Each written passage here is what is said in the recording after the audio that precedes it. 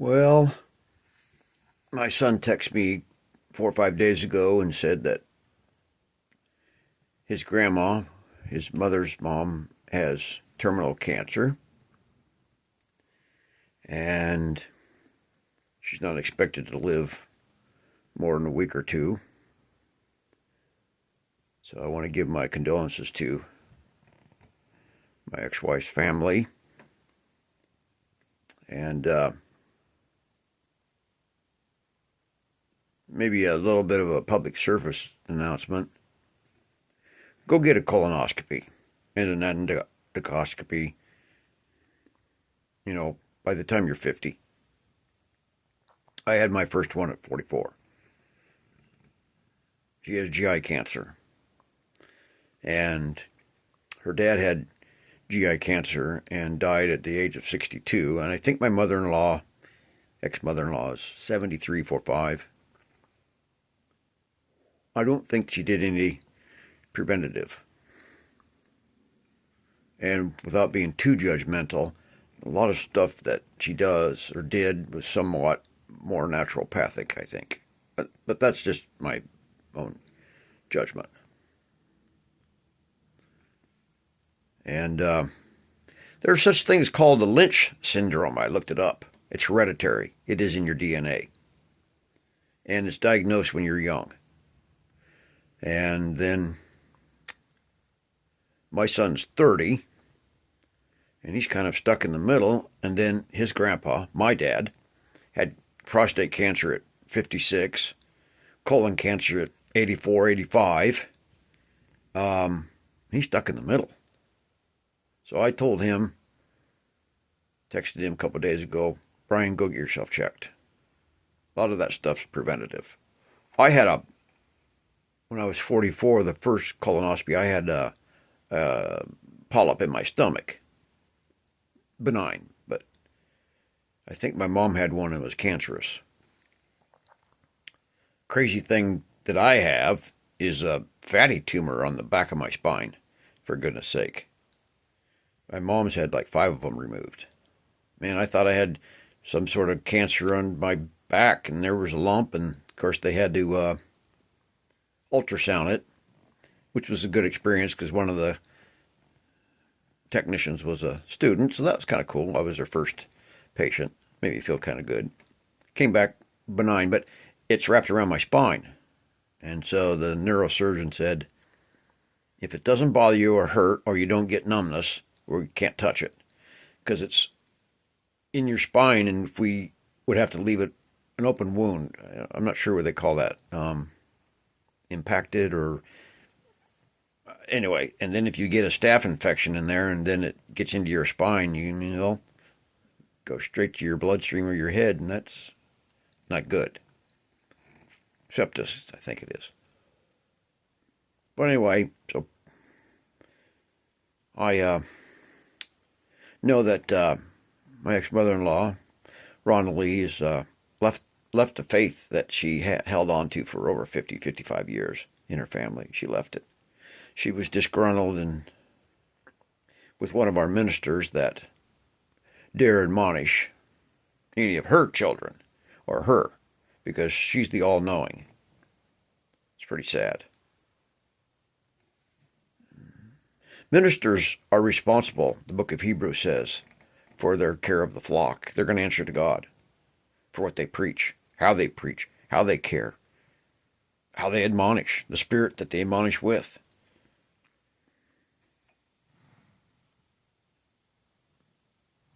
And, it's a touchy thing. Paul in the book of Corinthians, he told them just exactly how it was going to be. He says, I have authority from God above. He was on his way to see some executions when Jesus spoke to him from heaven. And then he was in the desert for, was it 3 years? He was under the supervision of the Lord to get that. Then he was blind for 3 days when the light blinded him for 3 days. And then Ananias came over and touched him. He got his sight back. And that was his learning period.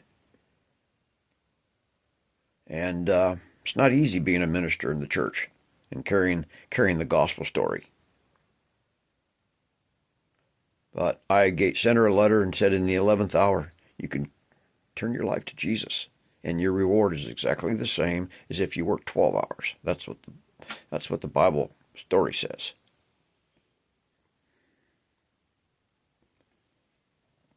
So enough of that. Let's see what else is on my mind. I've been thinking more about narsistic, toxic people, public face. Just I've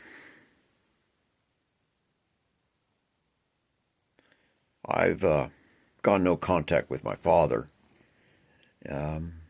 He's just said too many times, I don't care what other people think. Well, the Bible doesn't teach that. The Bible says, love others as yourself. Others come first. And if you put yourself second, then you'll be blessed.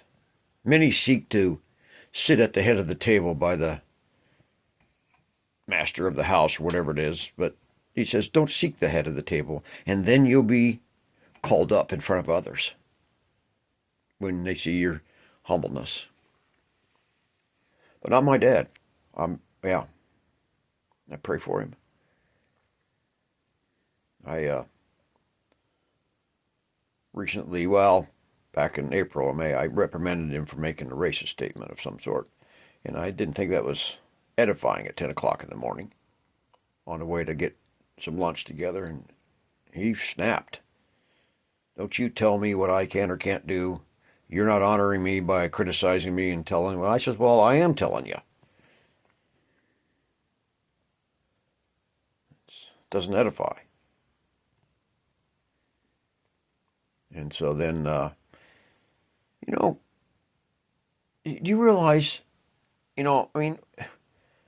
some churches and whatever, it's all a big scandal. We have social media that there's been a sexual assault or a sexual scandal of some sort.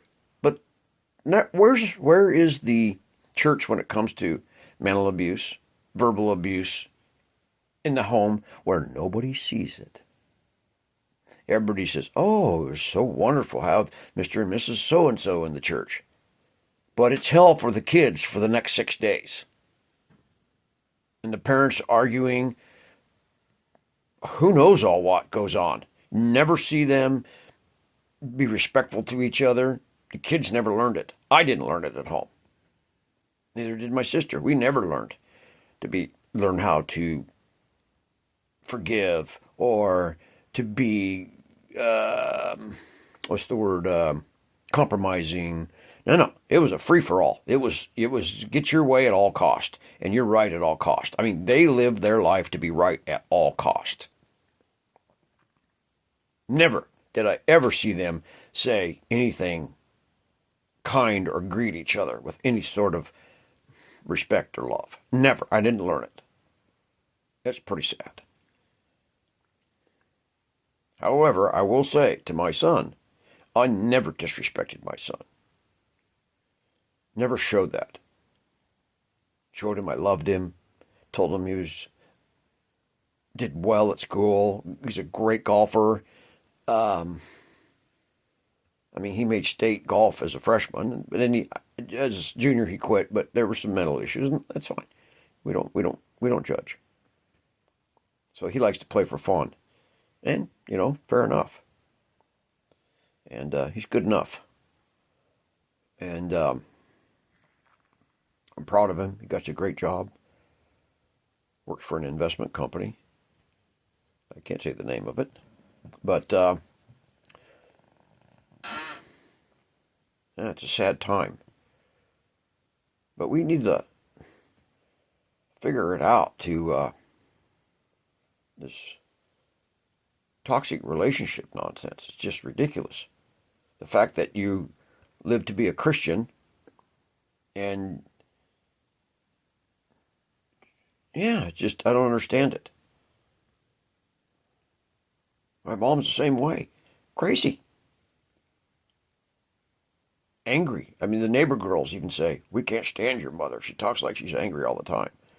And then a couple of days ago, I saw my mom at the Walmart, a couple, three, four peoples ahead of me. I don't know if she saw that. Oh, just gentle, speaking to the lady. You wouldn't know it was the same person.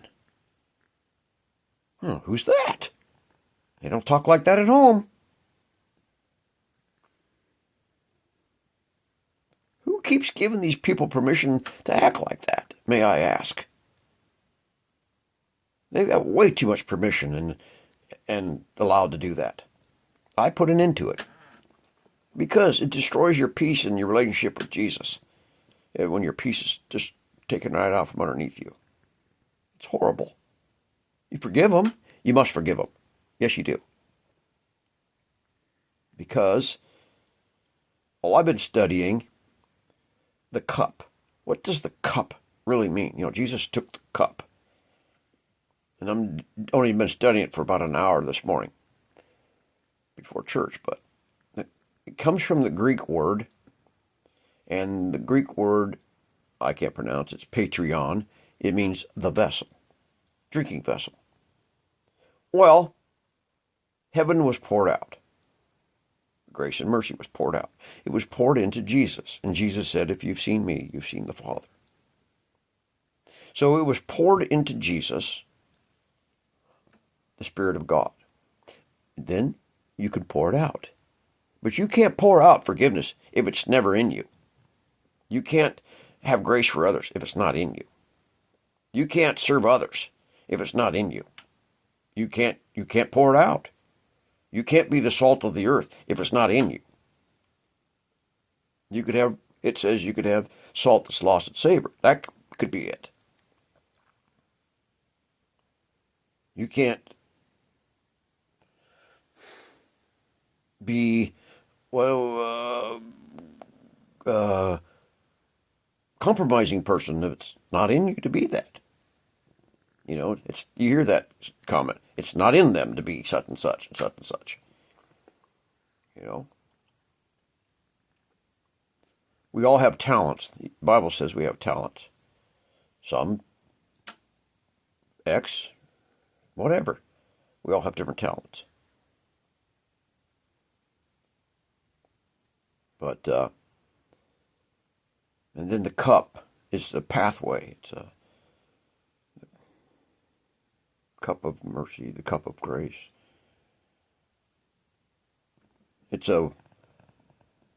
Jesus said, well, when I take the cup, I'm willing for how God asked me to sacrifice.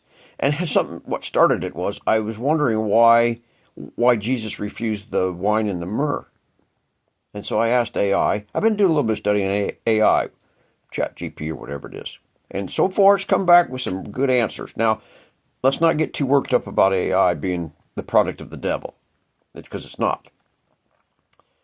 I've asked it stuff a little bit off key, and it says I can't answer that in that manner. So you better try to reconsider your viewpoint. So I thought that was pretty clever. Something that was not quite pornographic, but it was sexual, let's say, and it didn't answer it. It said, let's not go there. I'm going to give that kudos. But I've, discussed the Bible, relationships, a letter to write to my ex-mother-in-law, and it's telling you not to be personal, leave names out, but it gave me the clue why Jesus refused the wine and the myrrh, because it was a narcotic, and there would be no pain. And would that be the true way to sacrifice yourself on the cross? You had no pain, no suffering. It says he suffered. I had shoulder surgery and kidney stone surgery. And 5 units of morphine later.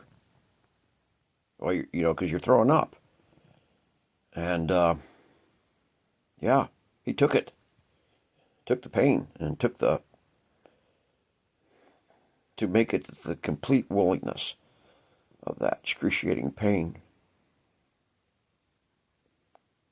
And so it's pain to love your neighbors as yourself. It's pain to forgive your husband, forgive your wife. It's pain to do something for your family that you sacrifice your time or sacrifice your fun stuff.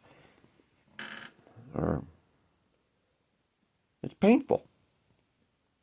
Sacrifice for your kids to be well. I don't think you should sacrifice for your kids to be into athletes and that sort of thing. You should do it. Sacrifice your kids so they get a good home life, not a dysfunctional one. That takes sacrifice. It takes pain. But a narcotic would be, I'm leaving. I'm not gonna change. That would be the narcotic, that rather than change yourself. So, there's one YouTube personality that I miss, and that's Shika. I think it's Shika. I couldn't get enough of her. Japanese. She was the most. I could sit and listen to her. If she read a Pooh Bear book story, I could sit and listen to it. Yeah. Because her voice was that calming. She had that beautiful of a face. And I've never heard a voice like that. And I hope she comes back on YouTube. I know she had some issues with work, and I know she mentioned her mother being an issue, yelling in the other room or something. She's probably narcissistic. So, may the Lord protect us all from narcissistic, toxic relationships. We'll move forward, be a better person, and don't ever say, I don't care what other people think.